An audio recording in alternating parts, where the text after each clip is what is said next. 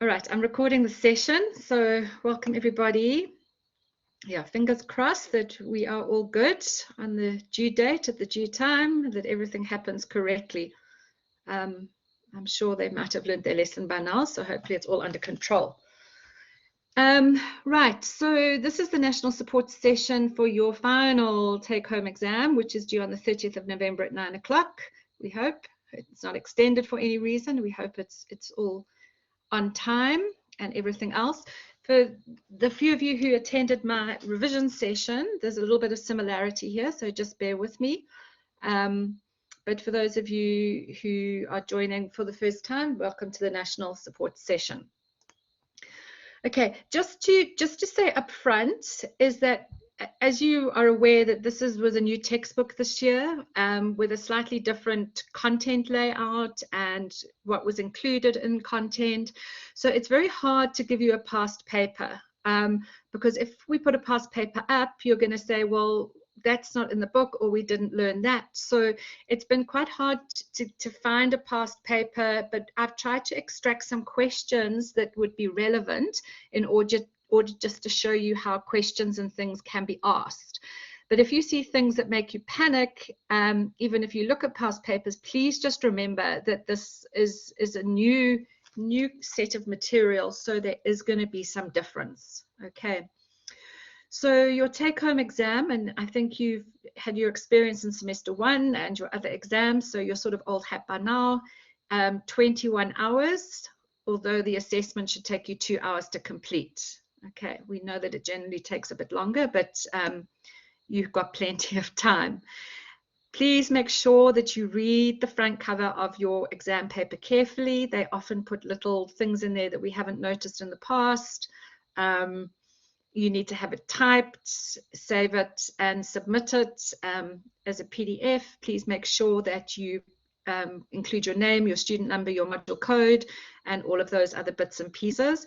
Remember, I think on the examinations, you get 2 attempts to submit only on Safe Assign. So if you make a mess, you've only got a second attempt. There's no further attempts after that, like our assignment. So just remember that, and before you submit the first time, just make sure you really read your paper carefully and correctly. The reason I say to read your question paper very carefully, especially on the front cover, is this was an example from a previous paper where there was a slight additional instruction at the bottom. And even though it might not be in your paper, it's still relevant for you guys to take note of it. So again, answer all the questions. Higher marks will be awarded to work that shows evidence of extra research outside the use of the prescribed textbook and the use of own words. So anybody who ever submits an exam with only a textbook as a reference is seriously not going to do well. Okay, the questions, some questions specifically ask for the use of additional research, so there you've got to be sure you've done it. And where possible, if you can include additional research instead of just paraphrasing the textbook, it stands you in good stead. So please just make sure you scan that cover carefully and make sure you don't miss any little pieces that might be relevant to how you complete the exam. All right. So just from your module outline, make sure that before the exam, you have focused on the relevant learning units and that you've mastered them. Where that little orange arrow is, the questions will focus on your application of the theory to the different scenarios. So it's really important to know that it's not just understanding the theory, it is about being able to apply it, either from your own experience or to a case study or to a scenario that is given. So make sure you clearly understand what those are and what the expectations would be when there are scenarios and case studies in the questions. So we'll assess all learning units. The question will focus on your application. You'll be expected to respond to short theory-based questions. During your exam, make sure you preview your script and understand the task word. Check the mark allocations to make sure that you're able to provide the correct depth and detail, most important. If you have a chance, plot down your answer beforehand so you've got a framework before you type it up. Start with the questions. Because you start each question on a new page, you can start with the ones that you're comfortable with and then go back and spend more time on the challenging ones. And please remember, to number your questions, and if you've got extra time, read your answers before you do them. So because there are no past papers really available to us, what I just wanted to outline is I've taken a past paper and just given you an indication of how marks are broken down. So in this particular paper, your exams are out of 120. And so what I wanted to show you here was the mark allocation, but specifically referencing back to the word where they use examples. And the words examples come up quite frequently, whether that's examples from experience, whether it's examples from research, whether it's extracting examples from scenarios. So in each one, like for example, the first question says discuss and give examples to support. The second question, discuss, provide examples to support. Third question is discuss the relationship between. Fourth question is explain, provide a detailed example. Question 1.5 is choose any two and discuss using clear examples. So that's showing you how important it is to be able to use examples. And when we say examples, there are examples in the textbook, but you guys have to move beyond the textbook and you have to provide new examples that are not the ones that are quoted in the textbook. Okay, because that's not showing us how you can apply the theory. It's telling us how the textbook can apply the theory. So make sure that the examples you give are your own examples, either from research or wherever they might be. The second question in this particular exam is worth 50 marks, and it's on an essay. And I'll actually show you this question later on. So it's asking you to write an essay, and essay questions are always broken down into different mark allocations. So make sure you note those mark allocations up front. So 5 marks in this instance for an essay structure, 10 marks for a definition, which would be in the introduction in this case. This essay was on schizophrenia, so 10 marks for the explanation on the causes, 10 marks on the explanation of the diagnosis, and 15 marks on the treatment approaches. So those other marks are in the body of your essay, but it is giving you marks for essay structure in this case. So just look very carefully about how those essay questions are broken down and how the marks are allocated. Remember, the word example, it needs to be sufficient for the mark allocation. It needs to be relevant. It's not from the textbook, and it needs to show that you can actually apply the theory. So it's really important to remember what examples mean. Mark allocation. Basically, write one well-elaborated idea for each mark in the allocation. So if something is worth 5 marks, make sure that you've got sufficient for the 5-mark allocation. So 5 marks is sort of 5 ideas or 5 well-constructed sentences, each one providing something new and not a repetition of what you've already provided. And I often see that people repeat themselves to fill up the space of a paragraph. Don't do that. There must be no repetition. They must be all new ideas, and aim for sort of 1 mark per idea. We're going to look just now at the command terms, so we need to pay close attention to those around the words like explain and compare. And if there's a scenario or a case study question, if it's a scenario question, keep on referring to themes from the scenario. Try to find as many hooks in the question linked to psychological ideas as there are marks available.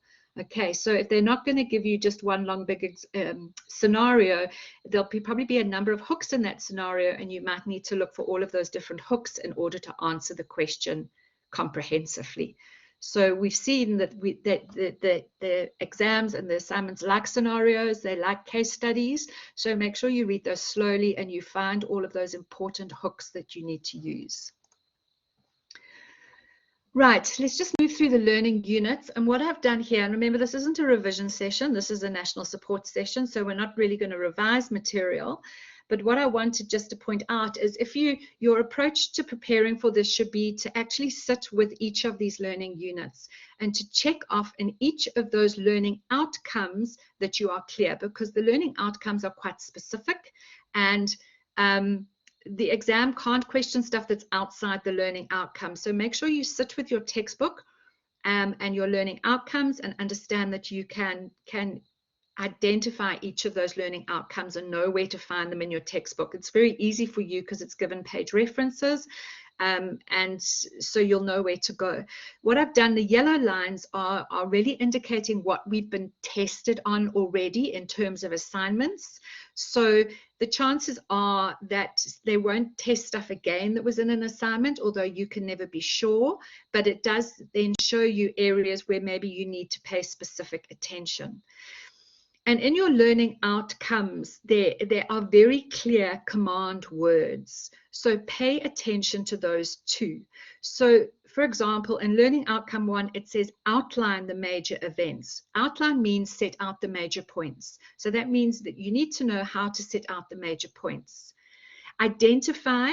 So we had that quite nicely in the last assignment where there was the pregnant lady, and we had to look at some of the influences on prenatal development, and you had to identify from the case study, recognize what those symptoms are. So those influences are. So that's telling you identify is the key word in that learning outcome.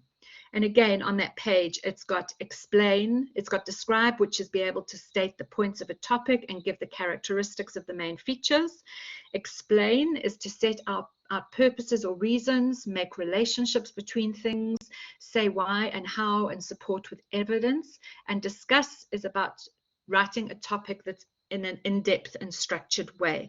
So in each of those learning outcomes, as much as you make sure that you know the course material, make sure you look at those command words and that you can work around them as well is very important.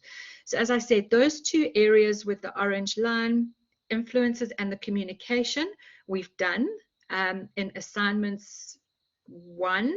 So make sure you pay attention, like there's discuss attachment theory and early emotional development. We haven't covered that. So the chances are there might be a question from that area. And again, the basic principles in motor development. So sit with your module outline and work off that would be a good starting point. Okay, and so human development, again, the same learning unit. We've done Erickson. We did it in the first assignment. So therefore, there are the ones that are still there, Piaget, Vygotsky, and then adolescence. What I've put here is one question that came from a previous paper, was the question, outline Kohlberg's theory of moral development and identify which stage you are in and substantiate where you feel you are. That was worth 20 marks. So there's the application part of it. One of the areas in this, again, is in theme 5, it talks about explain personality development in adulthood. And I thought maybe this is also, if I was an examiner, it's quite a nice question. But remember, we did Erickson and we did the first 3 stages in childhood. A possible question could be to explain his later stages in adulthood and identify which stage you are in and why, again. So it's just showing you how, as much as the theory is there, you might be asked to apply it. Okay, so if you're aged between 21 and 39, you might be in the intimacy versus isolation stage, and you might have to identify certain factors according to which stage you're on. So it's just an idea as to how a question could possibly be asked from within that particular section. The second learning unit is on personality. I think we've done the 5-factor model sort of ad infinitum a little bit. So again, I'm not 100% sure it will come up. It was in a previous exam, but in that case, it wasn't in an assignment. So I can't see them asking you about that again. But what you do have is you've got the 4 different theories of personality, the 4 different perspectives of personalities. So on the next page, what I did, and maybe you guys do it too, is draw up a table where it's very simply the 4 different perspectives and with salient information from those perspectives. So you get a nice way to put them all into one view and encapsulate it so all your information is in one place. So I took this from the textbook. Oh, I didn't actually, it's not in this it's not in the slide. But in your textbook, there's also a table that looks very similar to this. But you could type up your own table and you could put more information in there. But it could be to explain 2 different theorists and orientation. So make sure you're clear on what an orientation means and which theorists link to which orientation. and know what the key assumptions for each are, what their different models of personality are, what their view is of personality development, and what they believe are the roots of personality disorders. So it's just an example to show you how you could maybe consolidate some of that information.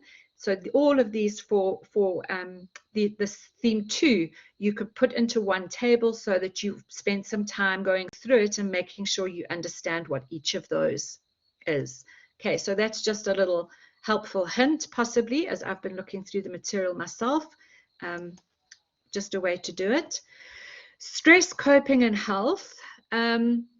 Again, we've had a question on how individuals can cope with stress. So this is sort of wide open, and we haven't really had stress, coping, and health in this way in previous material. So just make sure you understand what each of those headings are. What I've done, let's just see. So here in Learning Outcome 4, it's got the word differentiate between acute stresses and chronic stresses. And often when there's the word differentiate, it could be a table of comparison. So pay a particular attention to the words differentiate, because that could be where you might need to be able to compare two different things. Okay, and we know that they like to ask us at some instance to put a table with a comparison in. So it could be a way to ask that question. So again, that's why I say read these learning outcomes clearly and make sure that you can do each one of them. From a previous paper, however, I've hooked out, or previous papers, hooked out 2 questions that could sort of be relevant, and it's just giving you an idea of how a question is asked and the mark allocation. So the one question was to discuss the relationship between stress and immune systems. So remember, relationship means what is the link between two things, that one will obviously impact on the other. So it's looking not just identifying stress or what immune systems are, but it's looking specifically at the relationship between the two. That was for 15 marks. And there's another question there. It says, while going on a jog in your neighborhood, a dog suddenly runs out from the yard, barking and snarling, giving you a fright. You quickly run away as fast as you can. Discuss the system responsible for your immediate response to the stressor and detail the process that follows. So that is from the previous material, but there is a bit of similarity there. So it's giving you an idea again for 8 marks how that particular question was asked for that material. It could be quite, yeah, it is. It's quite possible. The two are sort of linked. But just try and figure out this one. This one happened to come from the stress module or the stress material. So it's linked to that stress response rather than perception and sensation or whatever else it might be. So just make sure you gauge which chapter of the textbook it's coming from. Abnormal behavior. So those are all our abnormal disorders. So we have in our learning outcomes, and it's quite detailed, these learning outcomes, especially for anxiety disorders, but we have done anxiety disorders. Okay, so that's why I sort of put an arrow there, that to me they sort of ticked, and that if a question comes in this section, it's probably going to come from the depressive and the schizophrenia themes. Although there are many abnormal behaviors in the chapter, we are only focusing on the 3, and already we sort of had ticked the anxiety disorders.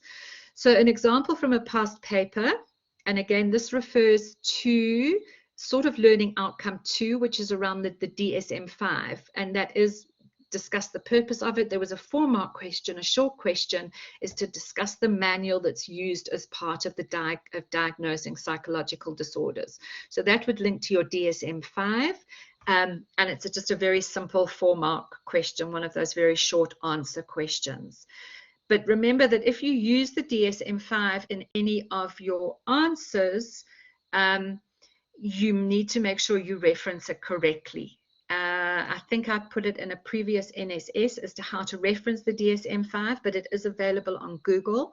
So to me, it's always appropriate that if we are talking about symptoms, the sort of go-to place for symptoms other than the textbook is going to be the DSM-5, because they're very clear in there and they can't be disputed. So if we look at the 2 themes we've got left, the depressive and bipolar related disorders. Now here in the depressive and bipolar related disorders, the first one is to differentiate between unipolar and bipolar. So remember, differentiate means what is the difference between, differences and similarities. So you would have unipolar on one side, bipolar on the other, and you might need to discuss the similarities and differences between the two kinds of disorders. You need to be able to describe major depressive disorder in terms of its nature and prevalence. So make sure you can do that. Nature means what it is, what its symptoms are. Prevalence is rather how often it occurs in a population, to whom it occurs, and possibly why. So your textbook is very clear on the prevalence of that disorder. So it's giving you very clear guidelines as to what you need to know. And explain the etiology of depressive and bipolar disorder. So those are the causes. So if you get an essay, the essay I've got at the bottom here, and please just ignore the topic because it's a similar question but a different disorder. So in this instance, the question was looking at the essay structure. It was for 60 marks, but they wanted the definition first. Then you're going to do the essay structure. Make sure you put a definition of depressive and bipolar or schizophrenia in your introduction. Explain how it's diagnosed with 15 marks. Explain what the causes are, 15 marks, and the treatment approach is 10 marks. So that's how an essay question can be broken down. In the case of schizophrenia, as we've got it now in our learning outcomes, what we need to know is we need to know how to explain what schizophrenia spectrum related disorders are, and we need to be able to describe the symptoms. We haven't been given the learning outcome of understanding the causes or the treatment. So in terms of an essay, I think you just need to be clear on the symptoms for that question. So therefore, in an essay question, I might tend to lean more to the depressive and bipolar because it's got more information. It's looking more at the causes and it's looking more at the nature and prevalence. So in terms of an essay, that might be where it comes from. So as long as you sort of are clear on those learning outcomes, you're clear on your essay structures, you should be good. This is the one on schizophrenia that came up in a previous paper. This was worth 30 marks and it gave a sentence, which at that point was out of the textbook. Schizophrenia is not the most common type of disorder, affecting only 1% of the human population worldwide, but it's certainly one of the most dramatic. Courtney, there could be a combination of more than one theme in the question. They could actually include the treatment, and it might say what treatment approach you might use. So remember, we've got insight therapy and we've got behavioral therapy and we've got pharmacological therapy. It might say to you what treatment approach could be used to treat somebody. So there could very well be a combination. So you just need to understand the different treatment approaches and see if they are relevant. So we know schizophrenia really can only be treated through a pharmacological approach rather than behavioral insight therapy, whereas bipolar disorder, again, is going to require pharmacological treatment, but there could also be some level of insight therapy. So it might ask for a bit of a crossover, so just be prepared for that. So this particular essay was no more than 2 pages, and they needed to discuss the quote. So they needed to discuss symptoms and behavior. They need to discuss the quote itself in reference to the disorder, outline of treatments, but then we were more specific on treatments, which is why I don't want to panic you because we don't do this level of treatments in this material. Use 2 or more credible, and remember there is the word credible. It's so important. Credible is very similar. It's to academic journal articles. It's not websites. It's not very well mined. It's not simply psychology. It's credible sources over and above the prescribed textbook. 3 marks for essay structure and grammar. So we'll just again stop at the end of this and we'll just double check our credible sources, but please, please, please, I ask you to make sure your sources are credible. Okay. So that was the abnormal behaviors. And then treatment of abnormal behavior. In the past, we've gone into it in great depth, and this time we don't. So what we had to do in this section was discuss the different treatments. Now, we did that in our last assignment, but there is an example of a question here which may possibly be relevant. There's a bit of a case study. Alan finished high school, began working, he changed and was fired, but eventually was promoted. He was married and had children, and he had a drinking problem which impacted on his family. And he's come for therapy. You offer therapy from a humanistic approach, and it would therefore ask you to describe. So humanistic therapy is part of the insight therapies, and it might ask you to use a relevant insight therapy approach to describe how Alan could become a client and how you would work with him. But it's a little bit far off, but I just wanted to give you another example of a case study, and it could be what kind of therapy would you feel could be used, and give an example why, and you'd say, well, it's maybe insight therapy because you're doing it from a one-on-one position, it's client-based therapy, etc. Explain the role of mental health professionals is from your textbook. And again, there's another differentiate. So you need to know what is the difference between a psychologist and a psychiatrist. So it could be the way they ask a question, explain the difference between a psychologist and a psychiatrist. So make sure you understand that from your textbook. Okay, I hope that's clear. The material we've got is not too comprehensive. So, and I feel we've already discussed it, but like Courtney said, there could be an integration of that back to some kind of abnormal behavior where you might need to infer some kind of treatment approach to it. So just be clear on those treatment approaches. And the final learning unit is human intelligence. So because we haven't had human intelligence in any assignment, you are certainly going to get a question from this section. So learning outcome 1, distinguish between, which is a similar thing to differentiate. It could ask you the difference between intelligence and IQ. Be able to provide an overview. So remember, an overview is just the important markers or important points of intelligence testing. Differentiate. So again, it's what is the difference between. So we have the single factor view of intelligence, and we have the view of multiple abilities. It might ask you to compare the two because we need to differentiate between the two of them. We need to be able to tell the difference and similarities between fluid and crystallized intelligence. So again, another comparison kind of question. We need to be able to discuss how psychological tests are used. We need to be able to provide a definition for psychometrics. So make sure you understand what psychometrics are, and in your own words, be able to write a definition. You need to be able to describe what the reliability and validity of tests refer to. Provide an overview, which again is just your major markers. It's not necessarily right in depth, but it's an overview of intelligence tests used in South Africa. And to be able to explain intellectual disability and giftedness. So again, just be aware of those different command words and make sure that you can answer those learning outcomes. You can put a tick next to them that you're clear on what they are.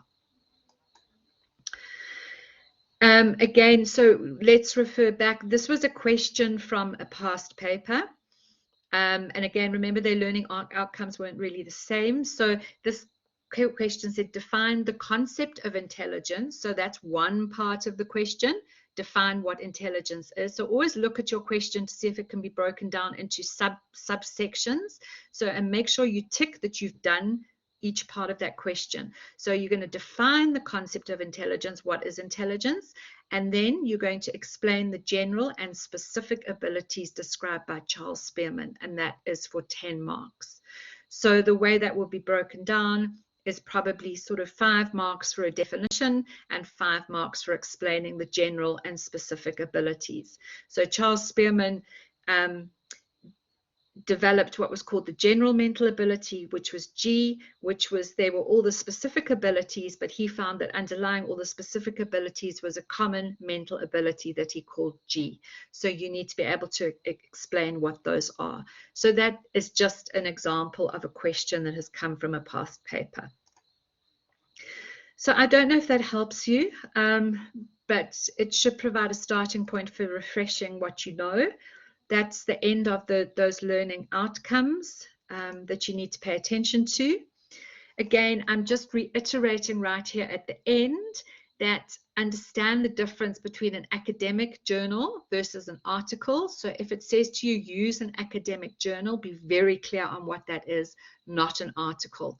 So an article refers to a piece of prose, often included in different publications such as newspapers, magazines, or websites, or whatever it might be. A piece of prose is a piece of writing. A journal, if it says academic journal, and most of you nailed this in your last assignment, so I think you're really starting to get it. So I don't have too much problem with it. Some didn't, but most of you did.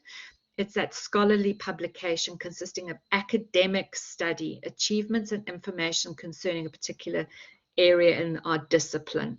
So academic journals and articles are not the same. A journal or a scholarly journal is a scholarly periodical aimed at specialists and researchers. So it's scholarly for scholars. Articles are generally written by experts in the subject using more technical language. They often contain research, and often an abstract or a bibliography. What do academic journal articles contain? It's peer-reviewed, and it usually follows a specific formula, and you'll see that in an academic journal article is generally an abstract, an introduction, method, results, and discussion. So when you are doing it, you basically would look at the abstract and decide if it's relevant to what you want to answer. And then most of your work, most of your information would come probably from the introduction as well as from the discussion. Okay, you don't always need to know exactly how it was done. You just need to be able to say what was the result of it being done. So pay attention to the discussions and the conclusions. And then the final slide is just again reiterating, and I think most of you have got it too. And I did put up a link to an academic writing collab that was held last week or so maybe watch that. But just writing your introduction, it's often best to write your introduction when you finish the main body of the essay, so you've got a good understanding of the topic area. So maybe write the introduction after you've done the body. Try to devote 10% of your words to your introduction. So your introduction must be meaningful. Okay. Identify the subject and define key terms. It's very important in your introduction to define your key terms. So if you're going to be discussing schizophrenia, you would say schizophrenia, this essay is about schizophrenia, which is, so you define it, highlight major issues and let the reader know what you'll be focusing your essay on, and signpost the key arguments. It's the very first impression that we have when we're marking, and it gives what's called the halo effect. So if you write a really good introduction, your halo is polished, and we look at the rest of the essay with eyes that are wide open from a good introduction. And your conclusion, do not forget to give your conclusion the attention it deserves. So again, like your introduction, 10% of your essay should be around your conclusion, where you summarize. It's your take-home message you summarize. You don't, unless it asks you, you don't need to give an opinion on something, but you're going to need to summarize and just say what your take-home message is. So often it's not going to be up to you to say, I feel that, or it's not about that. It's just getting your take-home message out. So therefore, the research tells us that it's imperative that children in the early years form an attachment with their mother. This is not about future research, so don't worry about that. Don't include any new information. Okay, most important, no new information. And if you're unsure of what to write, read the essay question and basically answer it in one paragraph. Okay, so that is our NSS. It's I hope I've covered some useful tips. I've tried to give you some examples if relevant, but yeah, don't stress too much about past papers. Rather focus more intensely on the learning outcomes and the application of the theory to your outcomes. Okay, are there any questions? Or are we all good?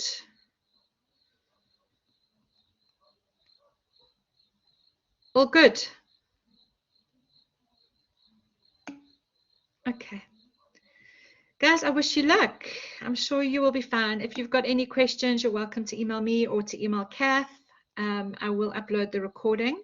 And for the students in my groups, there is a revision session that we did on Monday that's also there.